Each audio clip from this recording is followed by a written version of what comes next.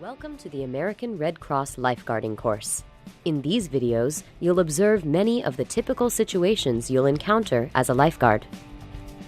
Along the way, you'll have the chance to watch and learn from an amazing group of experienced lifeguards. What the fuck? Bruh, I ain't got no chill. Hey, what's up guys? It's your boy, Perk, back with another video. And if my voice sounds very disgusting, I'm sorry. I'm very sick right now. But as you can guess by my new look, I actually got an artist who drew me new frames. And I fucking love them. Their DA and YouTube is in the description if you want to check them out. I really highly recommend it. She's a great artist, as seen by my frames, and she's a very nice person, so go check her out or join my Discord server to say hi to her. But on to the real topic of the day. My lifeguarding training and my job experience so far. I heard your bitch, she got that water. So the first week was probably the worst. Not only was it the first time in over a month that I had to get up at 6:20 a.m., but I'm also not in the best of shape when it comes to any sporting activities. Sure, I'm not fat, but fuck. That first week of practice sent my heart into a panic attack. More on that in a moment. So, the first day I strolled into the school, yes, my high school, and I awkwardly waited on the bench. I was pretty lost. Not with directions, but with really what to do. There was about 2 new girls there, and one person I knew of, and he, of course, was a prep.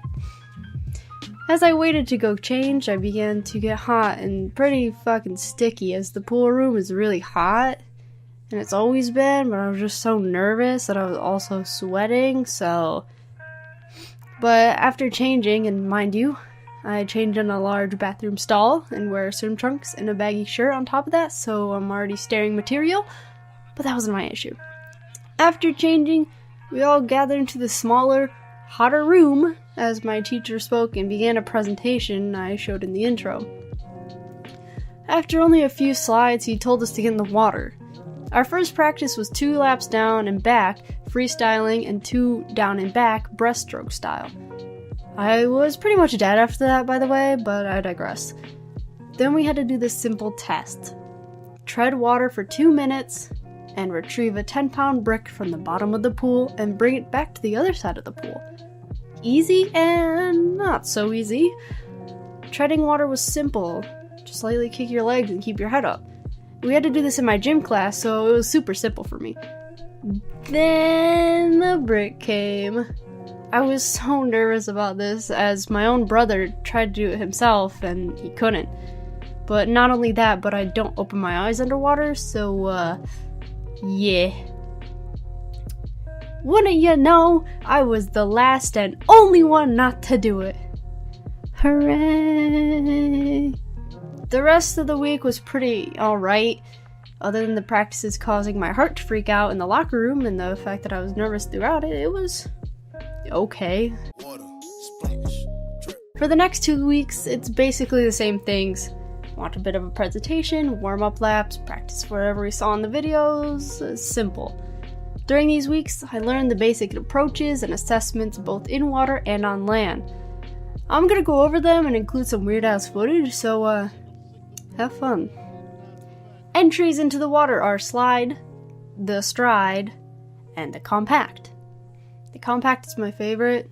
We really don't do the whole run-in thing, considering we don't have a beach near us, but it's literally just running in. It's not that hard. Approaches are better. They're the way you grab and help victims, and there's a lot of them.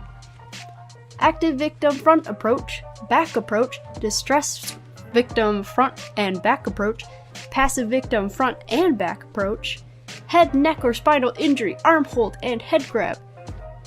Not to mention all of those victims have a submerged approach as well. We practiced these approaches every day for those 2 weeks, which wasn't too bad, but again, I was still out of shape. So, during the 4th week, we worked with the backboard and more head injuries and shit. During this week, however, I fucking did it. I got that stupid brick. I just had to get my eyes used to opening in the water and not burning before I finally did it. My final time was 1 minute and 15 seconds. We had to do it within 1 minute and 40 seconds, so I guess you could say I fucking crushed it. During the final week, everything was different. On Monday, we just did everything for CPR. Ventilation, CPR itself, bag valve, and even we practiced with an AED. This took my class a very, very, very long time. We didn't leave the damn place until like 9:30. And my ride had been waiting for an hour since 8:30. It was really stupid. On Tuesday, we did our physical final. This was basically our water test. We had to rotate through jobs like pulling the backboard up on the land, rescuing and bringing the victim to the board, giving the rescuer a rescue tube while they rescued the victim and strapped the victim in. Then, once you did all those jobs, you'd switch to working with a dummy. This part of the test was the only thing that stressed me out, because it was the first time we would have no help when performing CPR and using the AED. Spoilers, it was really fucking easy. On Wednesday, we took our 2 written tests, one for lifeguarding and one for CPR. I passed both of them, and I finished first. It was pretty cool. The fact that I was first kind of scared me, actually. I've been known to rush through shit, and usually it's my downfall on tests, but when going over my answers, like the ones I struggled on, I really only changed 2, so I was a bit nervous. But my teacher came out and told me I passed, so I don't know how much I passed by, but I guess it works for me. Thursday was a joke.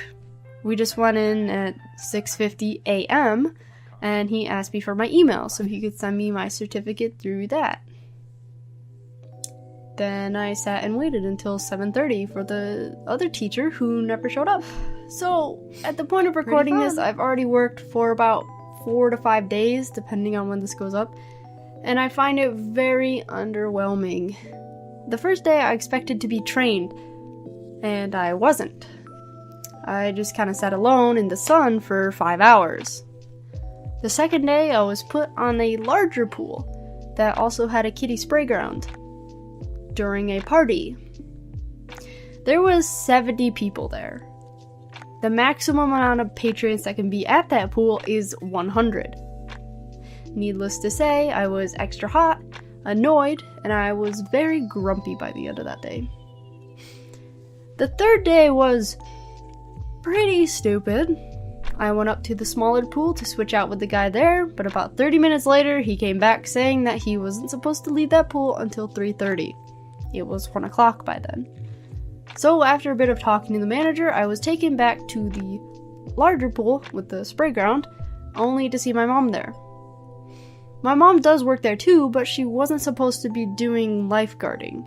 So I asked her what happened. She told me that they fucked up her schedule too, and that no one was at the spray ground, forcing her to be a lifeguard there.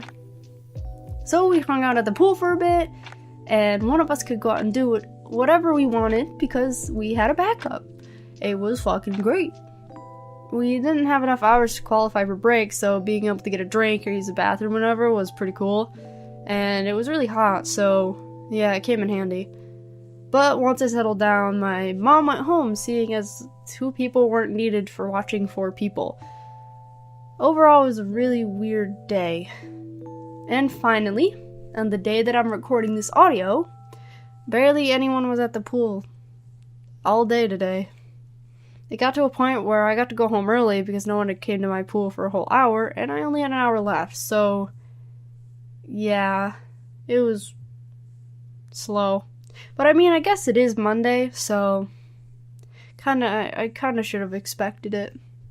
As my wrap up for the day, I just have to say that lifeguarding isn't that bad of a job. I mean, sure, you have to spend a summer training, but it's an easy job. Once school starts up again, I plan to work for my high school's pool, so, I mean, how bad can it be?